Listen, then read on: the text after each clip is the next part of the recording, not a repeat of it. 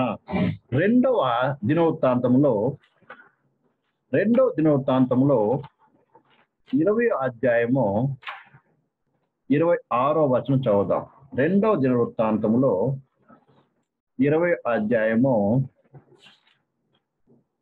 26వ వచనం చదువుదాం. 4వ దినమున వారు బెరాకా లోయలో కూడిరి. అక్కడ వారు యెహోవాకు కృతజ్ఞతాస్తుతులు చెల్లించినందున నేటి వరకు ఆ యొక్క చోటికి బెరాకా లోయ అని పేరు. ఇక్కడ ఇజ్రాయేల్ ప్రజలు, యూదా జనాంగము ప్రియులారా, మరి గొప్ప ఆపద సంభవించింది. యెహోషాపాతు కాలంలో గొప్ప ఆపద సంభవించింది. అప్పుడు యూదా రాజు అయినటువంటి యెహోషాపాతు తన ప్రజలందరినీ పిలిచి ఏం చేశాడంటే ఉపవాసం ఉండి ప్రార్థన చేశాడు. ఎందుకంటే వారి దేశం మీదకి మోయాబీలు, అమ్మోనీయులు, మోహనీయులతో కొందరు అందరూ ఏదో దండెత్తి వారి మీదకి వచ్చారు. అప్పుడు యెహోషాపాతు ఏం చేస్తున్నాడు ప్రియులారా? దేవునికి మొరపెడుతున్న ఉపవాసం ఉండి ప్రార్థన చేస్తున్నారు. చూడండి, ఒక రాజు తమ దేశం మీద యుద్ధానికి వస్తే వారు ఏం చేస్తారంటే సైన్యాన్ని బలపరుచుకుంటారు, ఆయుధాలు తయారు చేయిస్తారు, ఇంకా అన్నిటి మంచి ఏం చేస్తారు, ఇంకా సైనికులను ఏం చేస్తారు, ఇంకా సమకూర్చుకొని యుద్ధానికి వెళ్ళాలి అని ఆలోచన చేసి 10 మందిని పిలిచి ఏం చేస్తారు, తమ మంత్రులను పిలిచి సమాలోచన చేస్తూ ఉంటారు. కానీ యెహోషాపాతు చేస్తున్నటువంటి పని ఏంటో తెలుసా ప్రియమైన బిల్లారా? తన జనులందరినీ పిలిచి ఏం చేశాడంట? ఉపవాసం ఉండి ప్రార్థన చేశాడు. ఏం చేశాడండి? ఉపవాసం ఉండి ప్రార్థన చేశాడు. అప్పుడు దేవుడు అన్నాడు, ఇదిగో దేవుడు ప్రియమాతంతో మాట్లాడిన మాట ఏంటంటే, ప్రియమైన బిల్లారా ఏం చెప్పాడు? నీవు యుద్ధము చేయవలసిన పని లేదు. ఏమాడండి? కాదు చదువుదాం ప్రియమైన బిల్లారా, 14వ వచనం చదువుదాం. 20 అధ్యాయం 14. అప్పుడు మతన్యాకు పుట్టిన ఉహియేలు కుమారుడైన బెనాయ జననమైన జకర్యాకు కుమారుడును ఆసాపు తంతుది వాడును లేవిడెగు యాజీయేలు సమాజంలో ఉండెను. యెహోవా ఆత్మ అతని మీదికి రాగా అది ఇలాగు ప్రకటించెను, యూదా రాజులారా, యెరూషలేము కాపురస్తులారా, యెహోషాపాతు రాజా, మీరందరూ ఆలకించుడి. యెహోవా సెలవిచ్చినది ఏమనగా, ఈ గొప్ప సైన్యమునకు మీరు భయపడకుడి, జడియకుడి. ఈ యుద్ధము మీరు కాదు, దేవుడే జరిగించును. రేపు వారి మీదికి పోవుడి. వారు జీజు అను ఎక్కుడు మార్గంలో వచ్చెదరు. మీరు ఎరువేలు అరణ్యమునకు ముందరున్న వాగు కొన దగ్గర వారిని కలుసుకొందరు. ఈ యుద్ధంలో మీరు పోటాడవలసిన నిమిత్తం లేదు. యూదా వార్ల, యెరూషలేము వార్లారా, మీరు యుద్ధ పంక్తులు తీర్చి నిలబడుడి.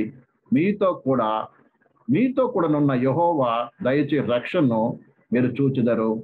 భయపడకుడి, జడకుడి. రేపు వారి మీదకి పోవుడి. యెహోవా మీతో కూడా ఉండును. చూడండి, ఇక్కడ దేవుని మొర పెడుతున్నారు. యెహోషాపాతు జనందరూ మోకరి చేసి ప్రార్థిస్తున్నప్పుడు ప్రియమైన పిల్లారా, దేవుడు వారితో మాట్లాడు ఏమని, మీరు యుద్ధంలో మీరు పోట్లాడవలసిన పని లేదు. మీ పక్షం మీ దేవుడు ఏం చేస్తాడు, యుద్ధము చేస్తాడు అని చెప్పినప్పుడు వెంటనే యెహోషాపాతు ఏం చేశాడంటే ప్రియమైన పిల్లారా, వెంటనే బయలుదేరాడు. ఎలా బయలుదేరి తెలుసా? 21 చదువుదాం. మరియు అతడు జనులను హెచ్చరిక చేసిన తర్వాత యెహోవాను స్తుతించుటకు గాయకులను ఏర్పరిచి వారు పరిశుద్ధ అలంకారము ధరించుకొని సైన్యముల ముందర నడుచుతూ యెహోవా కృప నిరంతరం ఉండును, ఆయన స్తుతించుడి అని స్తోత్రము చేయుతూ వారికి స్తోత్రము చేయు వారిని నియమించెను. వారు పాడుతూ స్తుతించుటకును మొదలు పెట్టగా యెహోవా యూదా వారి మీదకి వచ్చిన అమ్మోనీయుల మీదను, మోయాబుల మీదను, శేయీరు మన్యపు వాసుల మీదను మాటుగాన్లు పెట్టెను గనుక వారు హతులైరి. దేవుడు చెప్పిన మాట మీద విశ్వాసం ఉంచి ఏం చేశారండి? రాజుగారు ఏం చేస్తున్నారు? ముందుగా యాజకులను పెట్టి పరిశుభ్రంకరం ధరించుకుని ఏం చేస్తున్నారు? వాళ్ళంతా శుచిగానము చేస్తూ వెళుతున్నారు. ఇక్కడ విషయాన్ని అర్థం చేసుకోవాలి. మన జీవితంలో కూడా ప్రేమ అనేక సార్లు శత్రులు మన మీదకి వస్తుంటారు. ఆత్మ సంబంధంగా కావచ్చు, భౌతికంగా కావచ్చు. అంటే విశ్వాసికి ప్రియులారా ఆత్మ సంబంధమైన పోరాటం ఉంటున్నది. అందులో మొట్టమొదటి మన శరీరము, మన మనస్సు, ఇందులో పోరాటం ఉంటున్నది. అలాగే బయట కూడా అనేక రకాలుగా పోరాటం ఉంటుంది. ఇంట్లో కావచ్చు, ఇతరుల పట్ల, ఇతరుల విషయంలో కావచ్చు, రకరకాల పోరాటం ఉంటుంది. అట్టి పోరాట సమయంలో ప్రియులారా మనం అందరూ లోకస్తులు ఆలోచించినది ఆలోచించకుండా, లోకస్తులు వెళ్ళే మార్గంలో వెళ్లకుండా, అటువైపు ఇటువైపు చూడకుండా ఆ యుద్ధమును జయించుటకు, ఆ శత్రువును జయించుటకు ఏం చేయాలంటే ప్రియమైన పిల్లారా, ఉపవాసం ఉండి దేవుని ప్రార్థించవలసిన వారమై ఉన్నాం. ఉపవాసం ఉండి ప్రార్థించవలసిన వారమై ఉన్నాం. అనేక మంది విశ్వాసంలో కావచ్చు, ఆత్మీయమైనటువంటి వారు అనబడిన వారి జీవితాల్లో ఉపవాస ప్రార్థన అనేది చాలా తక్కువ కనబడుతుంది. ఉపవాసం అంటారే కానీ అసలు ఉపవాసం చేయటం లేదు.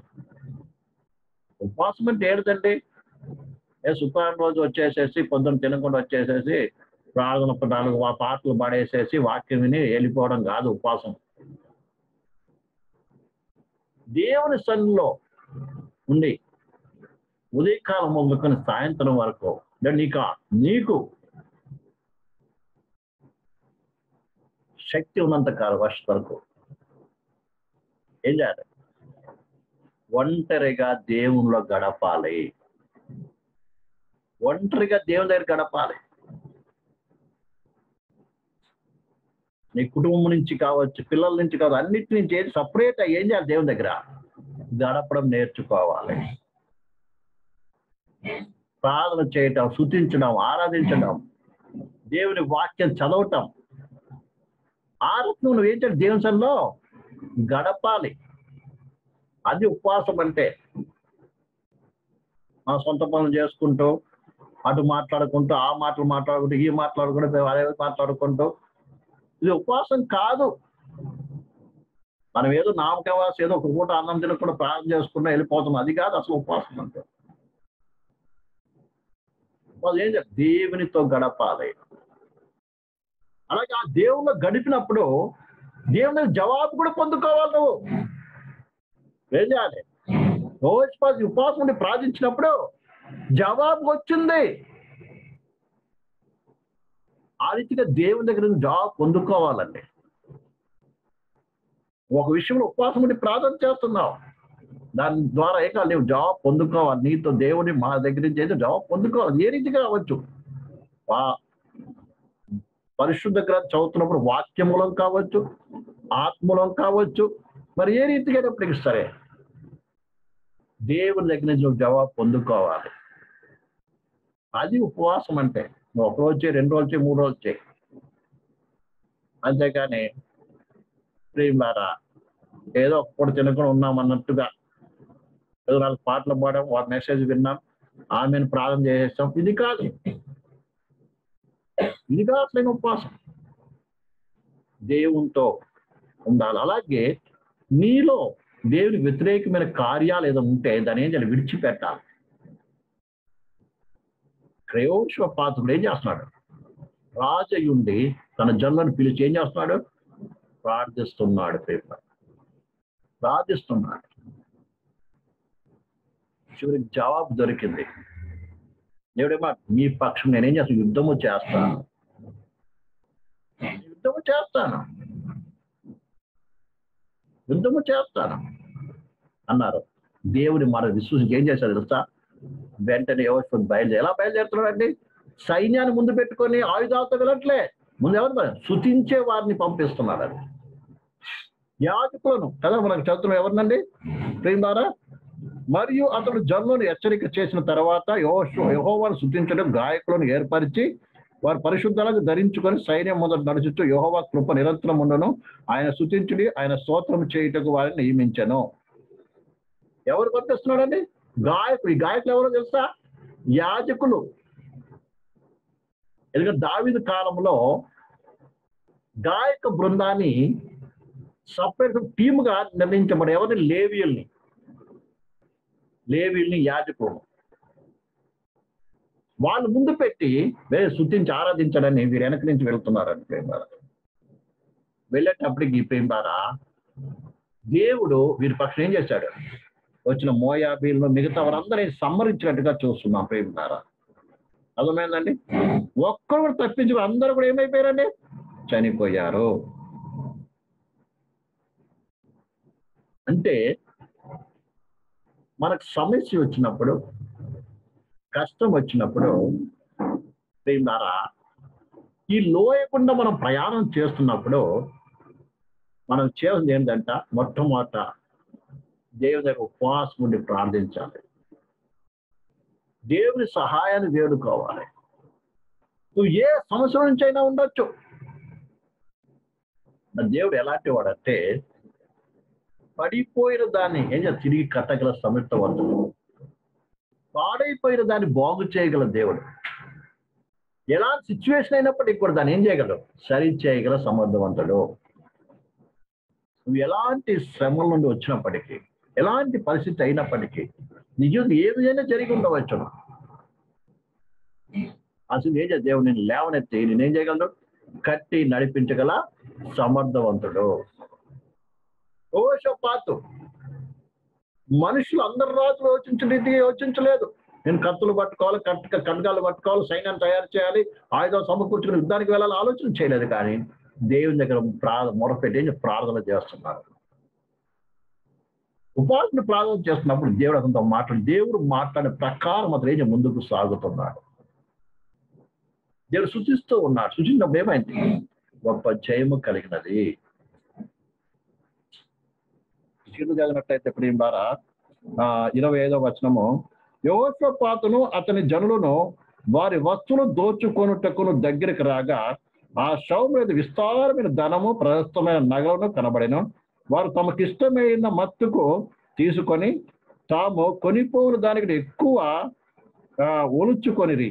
కొల్ల సొమ్ము అతి విస్తారముగా అయినందున దాన్ని కూర్చుకుని 3 దినములు పట్టెను.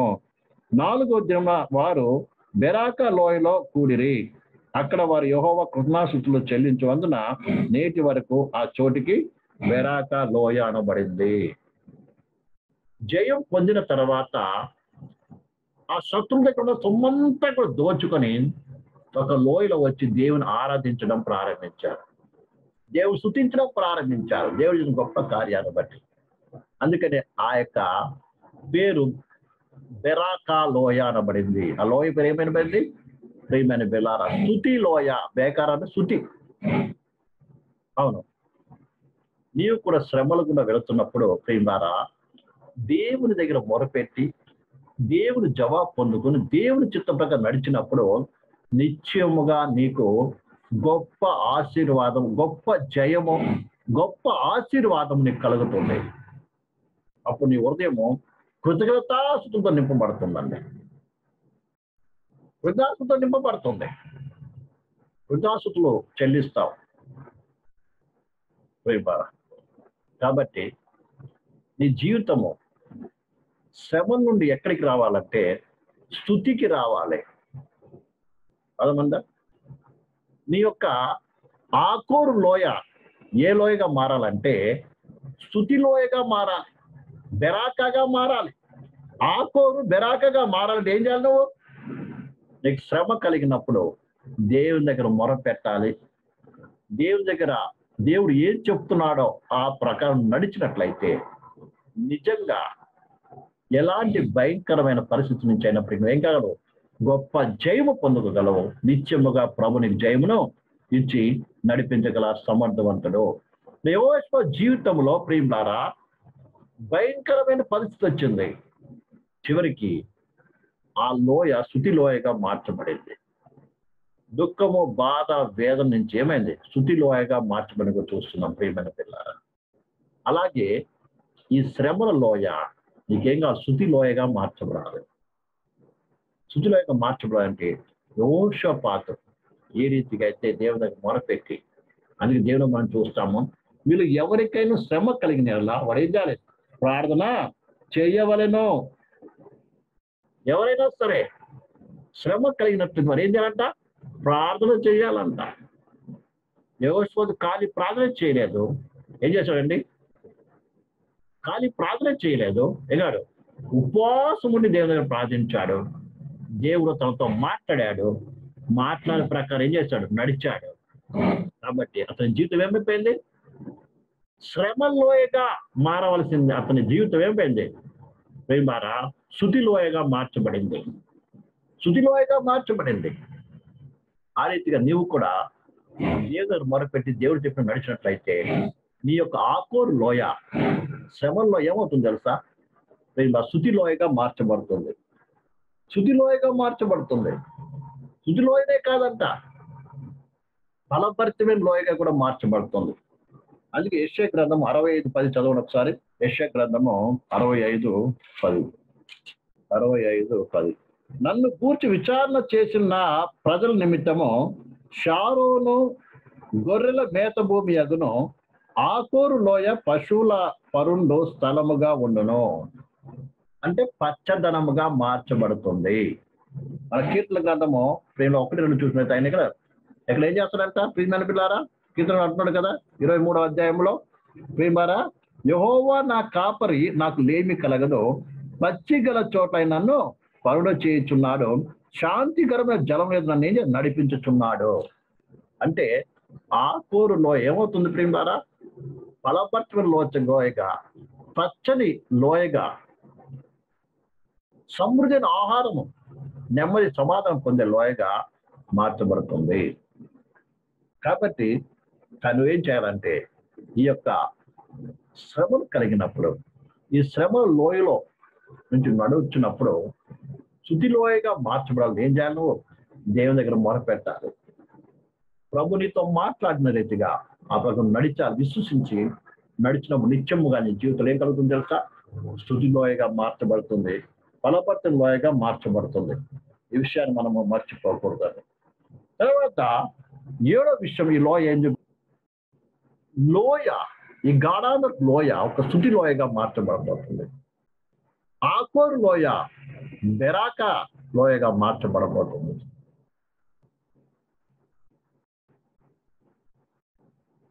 ఈ విషయాన్ని జ్ఞాపకం చేసుకొని మన జీవితాన్ని ప్రభుకి అప్పగించుకొని బలపరిచి ముందుకు సాగుతాం. హాలలోయ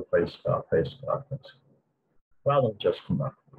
స్తోత్రం తండ్రి, మహోన్నతుడా, మహాపరిశుద్ధుడా, జీవముల తండ్రి, ఈ రాత్రికాల సమయంలో ప్రభు నీ ప్రజలమైన మాతో ఎంత స్పష్టముగా నాతో మాట్లాడే ప్రతి మాట ప్రభు ఆనాడు అబ్రహాము, ఇస్సాకు, దావీదు, యేసేపు అందరూ కూడా లోయల గుండా ప్రయాణం చేసినట్టుగా ఇది విశ్వాసించిన మేము కూడా ఈ లోయ గుండా ప్రయాణం చేస్తున్నాం ప్రభు. ఈ లోయ గుండా నడిపిస్తుందుకు స్తుతులు, ఈ అడుగుజాలను నడిపిస్తుందుకు వందనాలు. అయితే ప్రభు అనేక సార్లు నీ ఉద్దేశ చిత్తాన్ని ఎరగక కలవరపడుతూ ఉన్నాం, భయపడుతున్నాం, తప్పిపోతున్న మాతో మీరు మాటను వందనాలు. ఏ రీతిగా అయితే ప్రభు ఇజ్రాయెల్ కూడా పశ్చాత్తాపడ్డారు, ఏది యెహోషువ ప్రార్థించాడు, ఆ రీతి రాత్రి కాల సమయంలో పశ్చాత్తాపడుతూ ప్రార్థిస్తున్నాం. కృప దయచేసి నీవు మమ్మల్ని బలపరిచి నీ మార్గంలో పయనించు కృప చూపించు. ఆకోరు లోయలు ప్రభు, ఆకోరు లోయ అనుభవం నుంచి శుద్ధి లోయగా మా జీవితంలోను కాక ఎట్టి లోయను శుద్ధి లోయగా మమ్మల్ని చేయండి. జయించి శుద్ధించి ఆరాధించేటువంటి అనువులకు నడిపించండి, సహాయం చేయండి. అదే టైంలో ప్రభు మేము కూడా లోయలో నుంచి వచ్చిన వారమని జ్ఞాపకం చేసుకొని ప్రభు వీళ్ళు ఇంకా ఎక్కువగా బైబిల్ కలిగి ఇవాళ ముందుకు సాగుటకు ప్రభు మా పితలు నడిచినట్టు లోయకుండా మేము కూడా ప్రయాణం చేసి మా గమ్యస్థానం చేర్చబడ్డ కృపద ఇచ్చేసి నమ్మ గొప్ప చేసుకోమని రాజకీయాల గురించి ఒక్కొక్కరు నియాసం సమర్పిస్తుంది. దానికోసం ఆలస్యం అయితే తిరిగి కలుసుకుని మాటల నుంచి పైన పొందవచ్చు. ఏ సమయంలో పాసనం తండ్రి ఆమేన్. మన తండ్రి అయిన దేవుని ప్రేమ కుమారుడు యేసుక్రీస్తు కృపయు పరిశుద్ధాత్మిక అన్యోన్య సహవాసం ఇప్పుడు మందిలో ఒక సకల పరిశుద్ధులకు కూడా ఆయన దాంట్లో పర్యంతము తోడై నడిపించడం గాక ఆమేన్. అందరికి కూడా యేసుక్రీస్తు నామములో వందనాలు. ప్రభు మీకు అందరికి తోడై గాక.